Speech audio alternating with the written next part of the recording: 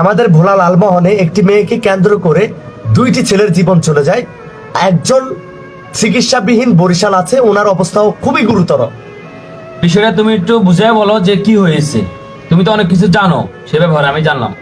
আচ্ছা, বিষয়টা হচ্ছে একজন মেয়েকে দুইজন পছন্দ করে, একজন মেয়েকে দুইজন পছন্দ করে।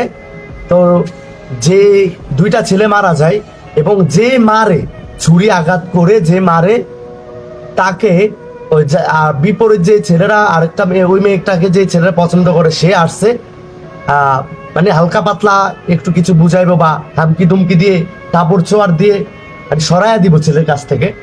যে সেই উদ্দেশ্যে তারা তিনজন আসে ওকে বুঝাবার জন্য বা মারধর করে এই পথ থেকে সরে যাওয়ার জন্য, যে আমি ভালোবাসি তুই না, এটা বুঝাবার জন্য তারা আসে।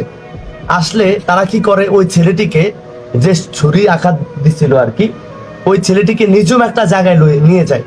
তো সেখানে ওই ছেলেটিকে ওই তিনজন এলো পাতারি মারধর করে।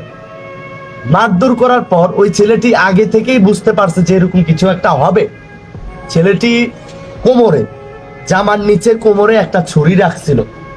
যে সময় দেখতেছে যে তারা মারধর করতেছে, ওই সময় ছেলেটি কোমর থেকে, আমাদের ভোলা লালমোহনের ছেলেটি কোমর থেকে ছুরিটা বের করে এলো পাতারি তাদের পেট বরাবর ঢুকাইয়া দেয়। একদম বাংলা কথা যেটা, ঢুকাইয়া দেয় জায়গায়। স্পট নয়ন নামের একটা ছেলে ওখানে নিহত হয়ে যায়।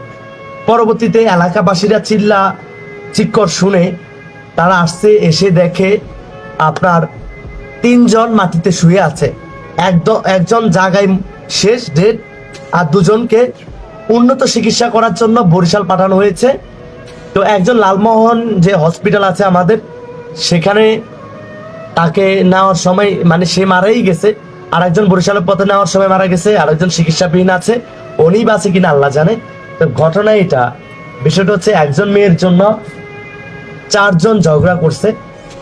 আজকে দুইজন পৃথিবী থেকে বিদায় নিছে, আর একজন মৃত্যুর সাথে পাঞ্জা লড়তেছে। তবে ওই ছেলেটা কি কাজ করছে দেখেন, মানে যে ছুরি আঘাত করে দুজনকে মার্ডার করছে, ওই ছেলেটা স্বইচ্ছায় আমাদের লালমোহন থানায় গিয়ে পুলিশের হাতে নিজে স্বইচ্ছায় গিয়ে সিলিন্ডার করেন। সে স্বীকারোক্তি দিয়েছেন যে আমি তাদেরকে এই কারণে মেরেছি, নিজে স্বইচ্ছায় গেছে। কিন্তু ওর বয়স হচ্ছে 17 বছর। কি ব্রেন দেখেন, বুঝছেন? এই হলো কাহিনী। তো আমাদের ভোলা জেলাকে নিয়ে বা তথা লালমোহনকে নিয়ে কিছু বলেন আপনি, যে অবস্থা আমাদের ভোলাতে একের পর এক এত ঘটনা ঘটে যাচ্ছে, যেটা বাংলাদেশের মধ্যে অনেক জায়গায় হয় না মনে হয়। সবসময় দেখি যে নারী